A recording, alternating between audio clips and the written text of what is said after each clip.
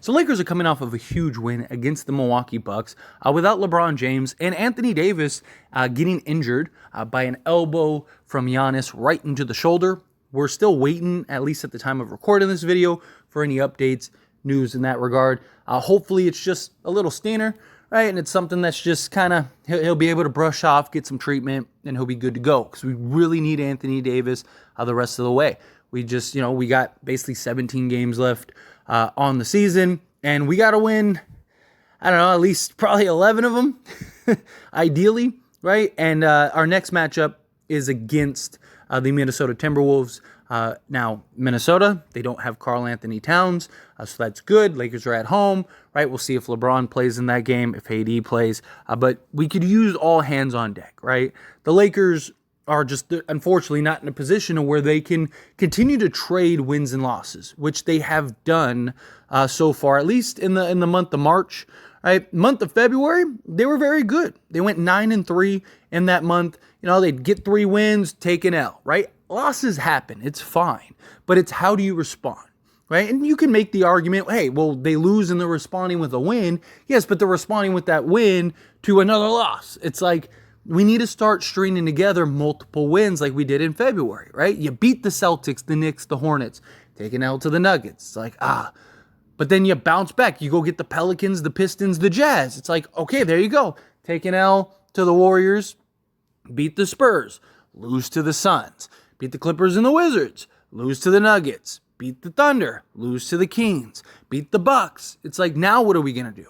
Now we got the Timberwolves, the Kings, the Warriors, those 3 games coming up. And then it kind of starts getting a little lighter through the end of March as well as April. When you kind of go through it, once you get past that Warriors game, then it's the Hawks, the Sixers. We'll see if Joel Embiid comes back around that time because he's hopeful to come back in towards the end of March. But without Joel Embiid and potentially Tyrese Maxey, we'll see how that plays out. Then the Sixers could be a very favorable game for us. Then you got the Pacers twice. Got the Bucks again in Milwaukee. That's going to be a tough game. Grizzlies should be a W. The Nets, the Raptors, the Wizards. That should be, in my opinion, at least a 3-game win streak. You have a hard-fought Cavs game, hard-fought Timberwolves game, hard-fought Warriors game, and then you close out with the Grizzlies and the Pelicans. Pelicans could be a hard-fought game as well. We'll see where Pelicans are. They're still fighting for seeding, or if they have like the 5th seed locked up, right? Could potentially be one of those things where they rest guys, especially towards the end. But point is, look, the Lakers need to win as many games as possible. Darvin Ham recently spoke on basically this very thing, and basically said that the Lakers are swinging for the fences here. So here's what Ham said. We want to be as good as we possibly can, hopefully. Ham recently said, we're swinging for the fences, but if we land on a triple, we'll be okay too, as long as we secure our spot. But we're constantly seeing ways that we can swing for the fences. Every game that's in front of us, we're trying to win. We're not just saying, okay, we can drop 1 here or drop 2 there. Every time we step into our lab, we get better, and fast forward to the game, we're trying to be as successful as possible. So, you can look at this as one of 2 ways. Obviously, you could look at this as like, this is just the generic, like, isn't this supposed to be what you're doing every game of every season for 82 games? Trying to be the best possible version you can. Trying to be the best basketball team you can. Trying to win as many basketball games as you can possibly get. When you're the Lakers, swinging for the fences is always the plan because you're always championship or bust, right? Lakers aren't one of those organizations that are okay with making the playoffs or okay with making the conference finals. Like, it was great that the Lakers were in the conference finals last year, but guess what? We still lost and we didn't win an NBA championship. So, you can look at it as like, hey, given the circumstances last year, it was a successful season, which it was. But by Laker standards in the history of this organization, if it's not a championship, then it wasn't a successful season. right? There are a lot of organizations that look at, hey man, like we made it to the second round, like that's great. Or they're looking to next year, or they're looking to the 3 years from now. Like, that's not the Lakers. Lakers are, what are we doing right now? And it's one of the reasons why the Lakers have the success that they have, right? It's why they're one of the most winning organizations in really all of sports, right? Because they're constantly trying to be the best that they possibly can year in and year out. Lakers are never really down for that long compared to many other teams.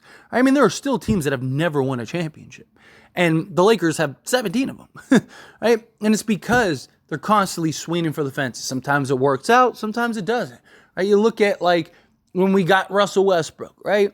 That was a swing for the fences type thing. It just didn't work out. Or when you go and you get Dwight Howard and Steve Nash, right? Swing for the fences thing that just didn't work out. Sometimes you get there and it just doesn't quite work out. Like think of like Karl Malone and Gary Payton, right? It's like what the Lakers have always done. They always, they try to compete and put the names in on the roster to try to go win NBA championships. So you can look at this and just go, come on, like what are we doing, right? And it's just like the way that Darvin Ham has kind of coached and gone about this year, right? It's kind of like, dude, like, is this your idea? Like, is this, like, what is this, right? Like, once again, it's just like a generic, oh, yeah, we're trying to be the best. And it's like, dude, what are you doing to get there, right? Like, obviously, you keep talking about how, we're trying to be the best team we could be. We're trying to win as many games as possible. But as I mentioned, you keep trading wins and losses. Your rotations at times are horrible. There's just so many ways that you can kind of just pick apart what he said there. Now, you could look at it in a more positive light of like, hey, you're coming off of some successful, a successful month of February, coming off of a successful game against like the Bucks, and you took a tough loss to the Sacramento Kings, but like, hey, let's right the ship, right? We're striving for a playoff spot. Talks about if you land on a triple, as long as we get locked in, right? Basically saying that like, hey, as long as we have a chance, then and we're locked in and we got a playoff spot, then guess what? We're coming. And so again, like obviously that is a good approach, right? Like, and it's something I've talked about heavily. Like just get in. Lakers get into the playoffs. I trust them. My concern is them getting into the playoffs. They finished the 9th or 10th seed. Can they win 2 games to get into the postseason? Absolutely. But it's so hard.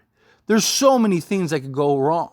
Because you're not playing bad. I mean, there is a genuine argument for literally all 10 teams in the Western Conference. Right? You look at the East, it's really like maybe 5 teams, 6 teams. But for the West, like you could genuinely make an argument for all 10 teams. Some arguments, of course, would be better than others, but still, like I think you can make a compelling argument.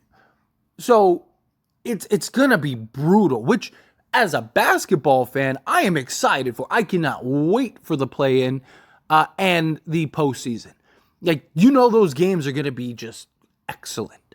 But the Laker fan in me is like, I need them to be in those games. I need them to win those games. I need the Lakers to be in a position to at least have a chance, have a shot.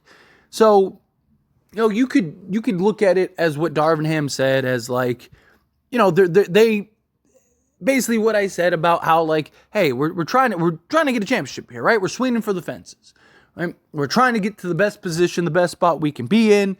No, we're taking every game serious, right? Kind of addressing the lack of just motivation at times with this team. There's times where this team just looks like a team that doesn't really care. And then there's times where this team just looks brilliant. And that's what's so frustrating from a fan perspective. Because you see like the game against the Bucks and you're like, there's the Lakers, right? Like, man, like we could beat anybody. And then you see games against Sacramento and it's like you're up 19 early and you get basically blown out and have like a 40, at one point there was like a 45 point swing. Like, come on. And it's like, it's like the bipolarness of this team at times. It's like 1 minute you look like the best team in the league, and then the next game you look like the worst. It's like the Pistons or the Celtics, right? There's like no in between. You're either like the worst team in the league or the best team in the league. Like at times they play down to their competition. At times they just look like a team that is just uninterested. And it's frustrating to see these guys be so unserious at times.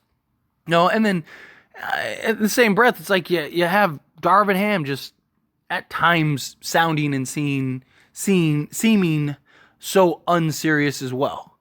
And it's just like, come on, man. Like, it starts from the top down. Everyone needs to be on the same page. Everyone needs to be bought in. Everyone needs to be focused. You need your leaders to be leaders. You need your head coach to actually coach. You need your players to actually play the games and step up, right? Like, it's not all on Darvin Ham. Don't get me wrong. Like, Darvin Ham has had some good moments. He's had some horrific moments. More so, I just think he's a guy that's kind of in over his head. Could he be a great coach at some point? Sure. Right? Guys learn and go through their hiccups and stuff, but we're not a team that is like on a 5-year timeline.